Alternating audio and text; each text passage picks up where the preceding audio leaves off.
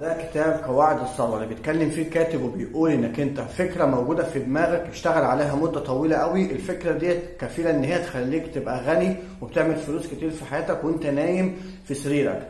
فانك انت تشتغل على طريقة انك انت تنصب على حد او انك انت تخرج بره القانون، فالكلام ده مش هيفيدك، علشان خاطر انت طول ما انت ما مرصود، طول ما انت ما واخد فلوس بغير حق، ده بيخليك دايما في تحت النظر ما بين حد له عندك فلوس، او تحت النظر ما بين حد له عندك بيرفع عليك قضية، او له عندك مبلغ مالي انت بتهرب منه.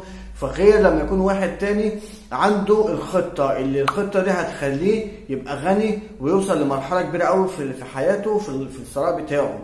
واحد بيشتغل على افكاره وافكاره اللي بتجيب له فلوس، فده هيخليك دايما شايف نفسك في مكانة كويسة قوي في المجتمع، وشايف نفسك دايما انك انت انجازات في حياتك كتير، وبيخليك طول الوقت بتبقى مستمتع انك بتحول الفكرة لارض الواقع.